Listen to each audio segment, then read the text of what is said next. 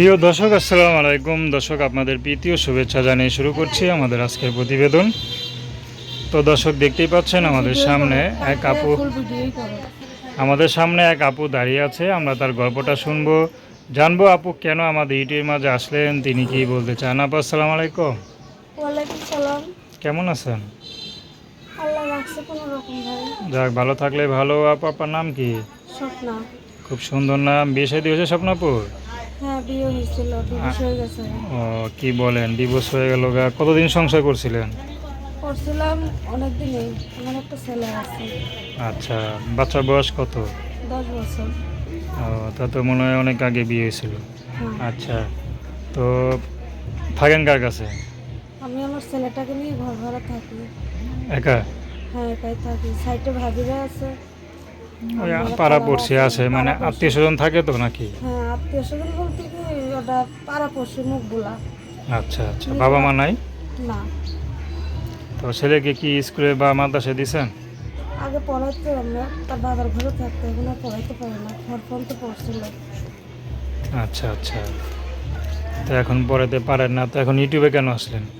আইসি যে ভালো মনের মানুষ যদি এসে আমার পাশে দাঁড়ায়, আমার ছেলের দায়িত্ব নেয়, সে যদি আমার ছেলের আমার দায়িত্ব নিতে পারে, আমি তাকেই বিয়ে করবো। সে বয়স্ক হলে পারিও না।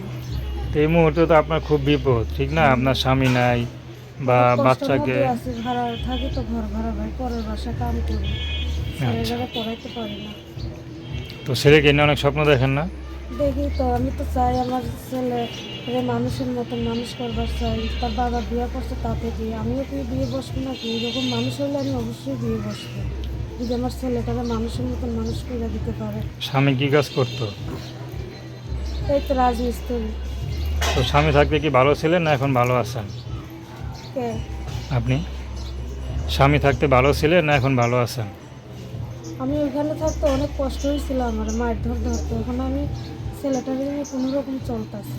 আচ্ছা, মানে আগে খাওয়া দাওয়া কষ্ট হইতো, সাথে আবার বোনাস ছিল মায়ের দর নাকি? হ্যাঁ, অনেক তো এখন মার দর খান না, কিন্তু খাওয়া দাওয়া মোটামুটি একটু কষ্টে আছেন, তারপর তো ভালো আছেন তো নাকি?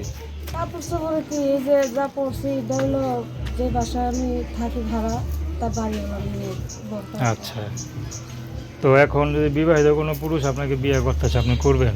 অবশ্যই করবো। আচ্ছা, সে বিবাহিত সমস্যা নেই, কারণ না। আপনার তো বিবাহিত একটা মেয়ে, হ্যাঁ। ঠিক না? আর আমার একটা ফোন আছে, আমার ফোনটা ভাঙা আর কি, ক্যামেরা নষ্ট। আচ্ছা ওটা আচ্ছা, ঠিক করতে গেলে দোকানে চাইছে এই 500 টাকা চাইছে। 2200 টাকা যাইছে। হ্যাঁ। আচ্ছা, তো তখন যখন মানুষ যদি আমার দায়িত্ব নিয়ে যদি বলে যে আমি তোমার দায়িত্ব নিচ্ছি, তোমার যেহেতু ফোন আছে, ফোন ঠিক করার জন্য যদি আমার কিছু টাকা দেয়, তা আমি সব ঠিক কইরা, আমি আমার যদি চেহারা দেখার চাই, আমি তাকে দেখাবো। তো দর্শক, আপনারা স্বপ্নাপুর কথা শুনলেন। তো তার নাম্বারটা হচ্ছে 0130408399। আমি নাম্বারটা আবারও বলছি, 0130408399। তো দর্শক, প্রেম ভালোবাসা, সাহায্য সহযোগিতা, বিয়ে শাদী করা একান্ত আপনাদের ব্যক্তিগত ব্যাপার।